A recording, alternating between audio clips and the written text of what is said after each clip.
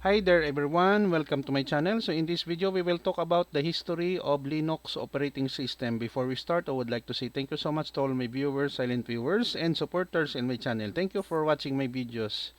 If you are new with my channel and then you like this video, please hit the like button. Don't forget to share and please support my channel guys by clicking the subscribe button. So let's begin. History of Linux. The history of Linux traces back to the early 1990s and is closely associated with the efforts of Linus Torvalds, a Finnish computer science student. Here is a brief overview of key milestones in the history of Linux. Number 1, 1983 to 1991, early Unix and GNU influence. The roots of Linux can be traced to Unix, a powerful operating system developed at Bell Labs in the early 1970s. Richard Stallman's GNU not Unix project, initiated in 1980s, aimed to create a free Unix-like operating system. However, a kernel was missing. Number 2, 1991, Linus Torvalds and the birth of Linux. Linus Torvalds, a student at the University of Helsinki, began working on a new kernel as a hobby project. On August 25, 1991, he posted a message on the com.os.minix newsgroup announcing the Linux kernel, which he described as a free operating system.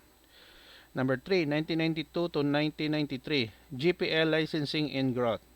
Linus Torvalds released Linux under the GNU General Public License or GPL, which allowed for free distribution, modification, and sharing of the source code. This licensing model played a crucial role in the rapid growth and adoption of Linux. Number 4, 1990s, rise of distributions and community development.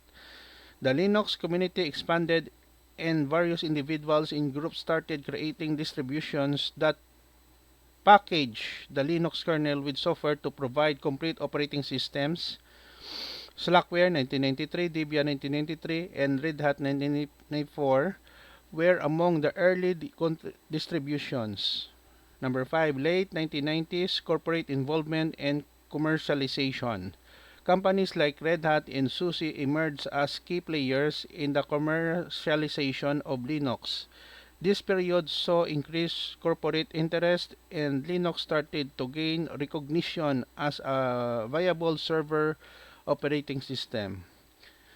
Number 6, early 2000s, enterprise adoption and open source movement. Linux gained popularity in enterprise environments, particularly as a server operating system. The open source movement, characterized by the sharing of source code and collaboration, gained momentum with Linux playing a significant role. Number 7, 2003, introduction of the Linux 2.6 kernel. The Linux kernel version 2.6 brought significant improvements, including better scalability and support for a wider range of hardware architectures. This version marked a milestone in the development of the Linux kernel.